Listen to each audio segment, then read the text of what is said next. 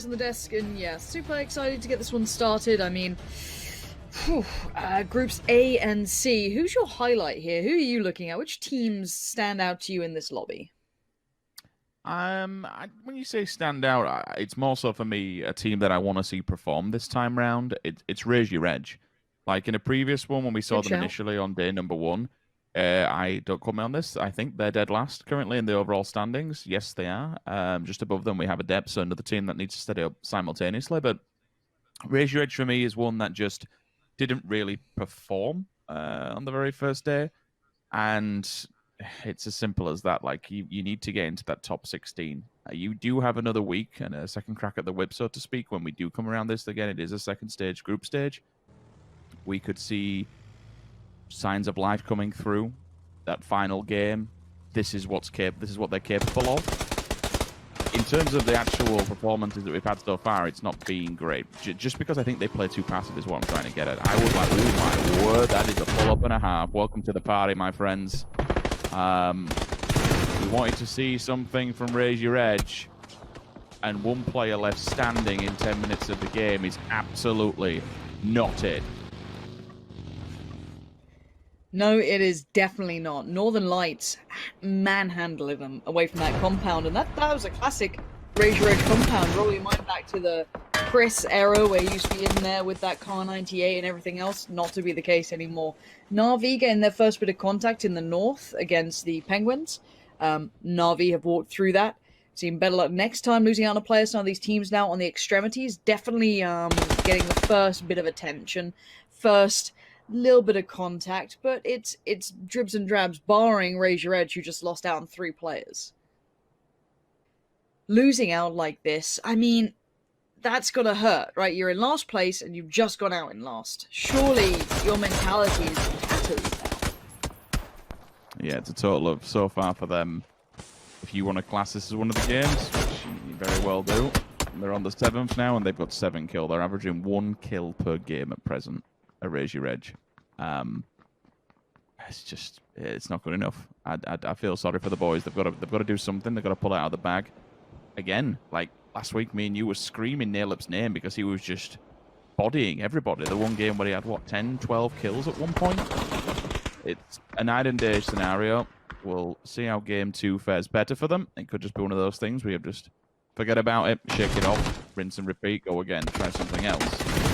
Neps, though, fighting tooth and nail to keep a hold of this compound. All 4 players still on the feet. Not to be said the same. Ooh, bit of a wall peak wonder. Gun goes up in the air and unfortunately can't commit towards the second knock. Arm and left straggling. Don't think there's a res possible there. Not entirely sure where the rest of them are. Nope, Lolita, unless he's going to run in on this, that's a headshot in the butt. It's a very slow, steady crawl up that hillside. Oh, yeah, he's in. He's fine.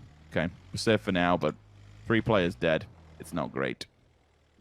No, it's not, and where was that compound? It would have been a worthwhile compound to take, I understand that. Adepts really held that quite well. They didn't seem too panicked with the whole squad pulling up on them. And actually, for Adepts, they could sit in this 2-2 if they get that res, which I'm sure they will. Or they could fold back towards Noki and get a very centralized position. Now, that's up to them. That's completely, player's choice. But now let's look towards the north. Let's look at who's on this side. This is slightly northeast. This is NaVi still in that tussle with the Penguins. You have FaZe. You have, a couple of others around this sort of area. The Wasted Potential, for example, the Misfits. They're all looking for a way in. There is a bit of a valley that runs through here in the north, so you could definitely still find a way in. There's room to be able to move, but there's a lot of teams trying to get that timing right. They're looking for certain avenues of approach. Okay, do we want to move early and get ourselves in so we can fight out with safety? Or do we want to take our time and try and clear as we go to make sure no one's got our, no one's behind us? Now, FaZe in a bit of a mirrored scenario, but look at Fuzzface's off angle he's trying to provide here. Now they've taken down one of the players. He could have crested that hill, but they seem aware of that on Wasted Potential. They seem very aware that this could be a problem. Now, in the other side, Senya has found Zorf, so that's vengeance for losing out on Best Luck earlier. So that's a nice little trade back in. So NaVi evening it up. I think that might be a 3v3 now. And knowing NaVi, they'll start to push on that. They'll start to work that out because they know there's a time limit on this. They're not currently in the new zone. FaZe, same scenario. They want to get some pressure building, they want to move faster. The Penguins disengage. They're heading towards Ents this time. Surely Ents are going to mop this up. You'd have thought so. But all these teams that are fighting on the edge know that they have to be quick, because once they're done with this, others will be arriving on the scene. FaZe Clan needs to deal with wasted potential, because the NaVi have to make the move. Same goes for Ents. Once they've cleared out the Penguins, which they have done, they then need to turn and face towards Tempest, who are currently in the middle with a very, very strong compound. I'm surprised a lot more of these teams didn't edge towards the south, given the fact that generally we don't see Elazar circles. I've personally not seen one in a hell of a long time, if any, because of how it works with the kind of like the hillsides that run down towards it. It is encapsulated within its own little area. Everything runs towards it. So generally speaking, we don't get a circle that runs into it. With it being previous, it has pushed down to the south. Did expect to see a lot more bodies move from the south and transition down there, given the fact of where the position was. But people are making it work. FaZe Clan moved on to WP, again, for good reason, because they need to move fast for the next target that will be coming their way. Ents or NaVi, who falls to FaZe next? Who lines up within their sights? They don't really have to attack anybody at range for now. Ticks do with the initial knock, but there is a response. Then you see Sid puts him down, that forced him now to go for the res. Kemba, up close and personal. I don't think they realized he was so close. 1 HP, can't go towards the blue, can't. If he gets touched by that thing, it's going to kill him instantly. Kemba's in all kinds of trouble. He's on the run. He can't even get time to get the heal off. He's trying to get it done. Oh my god. No, Kemba, keep going. Keep going, buddy. Keep moving. Ents are going to be looking this way as well. You got FaZe on the other side. Kemba's sweating bullets here. Oh my gosh, it's so close. He's made it. He's good. He's fine. He's fine. He's going to get the heal off. Senya in the meantime is way out in the blue. And NaVi, normally pretty good at keeping their composure out in the blue, working in a little later. This time, too many teams in their way. They kind of ran into a full squad event. You had FaZe on the other side. They had to fight the Penguins. They struggled. There was too many teams there for them to handle. Now, Red Zone, a team that caught our attention. Certainly got chats. I know Atomical is a fan favorite right now. But they've moved in very central, found a nice little dip. Even got a crate if they feel, if they feel like being bold about it all. They can go and pick that up. Now, I don't know how safe it is. That's what we've got to look at. Is there high ground that's infamous, or have they just nabbed a perfect position? Could be the matter. Now, the extremities, Rich, they are looking dicey. Southeast, I'm seeing 4 teams here battling it out already. Yeah, better luck next time. Wildcats, Etiquette, all got to come in and fight for their own side of the circle. With the southeast being so populated, I think the bigger picture to that one when they arrive is how little land there is to work with. You'll have a few dips and divots here and there, but once you get into it, it's basically a roadside or bust. You can make it up towards the hill, which will give you some kind of survivability, but it's so vulnerable to Northern Lights' position. I don't really know where you go next. You've got to clean this one up, get it done. Wasted potential just says, nope, had enough. So mollers himself to deny any points for anybody. If whatever works for you, fair play. Still early on and probably could have sent it forward and maybe fought someone. She created with an AUG. Straight onto our back of the can. We'll continue now. And this is that roadside that I was speaking about.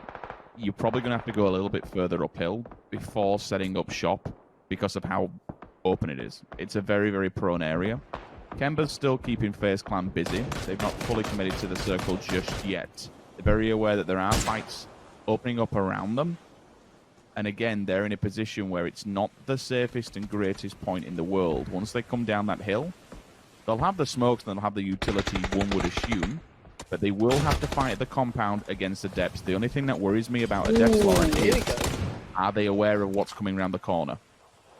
I'm more worried about this Ents and Tempest fight. Tempest had such a prime position, and now Ents have kind of crept up. They've worked their way in, and they're right there with them. Come on the side, though, looking for a way to kind of avenge his fallen teammate of Pixel, but not many angles to work with here, and not in the new zone. They've got to work way forward, but has he been able to isolate where Ents are mentally? He might have worded out, and that might be a pretty good nade. It is. Gonna get the flush on Tixu. Now you've got Clib, you've still got Wookie Bookie, all here looking for a way to get back. And look at these fine angles they're trying to work with. AK to hand, Tommel has to do some work, but he's got teammates beside him. They can try and switch this round on it, swing a little south on them, see if they can pin them back to the blue again. Circle going to force him a little further forward. Squeaky out in the open, flushed out, forced out by the nade. Diggory's there as well, and they're looking for a trade back in, but you can see Tempest not giving them one. Tempest being quite collected, quite calm, but they also want to clear this out. You can see Diggory definitely saw Tomill's barrel of the gun there, so try to get some shots through, but Tempest are getting closer and closer, step by step, trying to eliminate the Finns here. Where's Rustamar in this? Is he helping out? Is there a good off angle? There is. That's caught Tomill. Now, Wookie Bookie trying to find one back. It's that back and forth. If you're Tempest, you want to keep Tomill alive. 3 players is pretty important here. Walkie 2-on-2 scenario. I don't think either of these players that currently are present for how things will be unfolding. The instant flush comes through. There is a joint effort to push towards it. Tomill, will they be able to get him back on his feet in time? Probably not, given the circle's already moving. Take his meds, take his utility, and carry on the push. We spoke about FaZe Clan's push. This has worked out fine. They've actually scared off Adepts. Adepts have run from this. I am surprised they didn't stand their ground and fight it. Whether or not they didn't feel confident or not's a different question, but they're in a very weakened position now. Yes, they are more central than what they were previously, but it's still... Oh, it's nowhere near as good as the compound they were holding before unless they want to get involved. I've seen them push up hard here against Northern Lights. Northern Lights, the first one to answer, though. The deep finds Sumsy. Instant just retaliation here. Steps up to the challenge, and I like it. Low ball grenade. Didn't expect that. That's a nice 2-for-1. Very sneaky. Up and over we go. The Northern Lights can probably clear this one out and see it through. And Adepts are probably questioning themselves. Why do we move from that compound? Why do we sit and fight? Because now it comes down to Noki, the lone man band, the lone ranger, to try and hold on for placement. Yeah, and I'm liking this game. You know, I want to see more from Northern Lights. Maybe this is the time I get to see it. We still have FaZe, Red Zone in this, and I said Red Zone, they're getting beaten up by FaZe who've worked their way in. Red Zone being dive in on everyone. Northern Lights coming in, stealing some of those points. Mackendar goes down. A couple of the others all starting to fall, but Northern Lights have caught the attention of FaZe here. FaZe divide them up, but you do have the Wildcats working around the back, so you got to be careful of these guys. Let's look at where all these players are. And keep in mind, Kemba was just creeping in the shadows of FaZe. He saw them working up, he saw them finding their way in the circle, and he's just hid just underneath, working their way through, and he's, off the back of it. Really well played to him, and it's got him in the circle. It's actually a pretty big circle for the amount of teams. Keep in mind, we've got 12 players, so 2 full squads. Northern Lights with 4, FaZe with 4. Kemba solo, Noki solo, and 2 for the Wildcats. Circle closes. Get the shift more towards the eastern side. No one really in a worse position compared to previous. Kemba still has to creep and peep.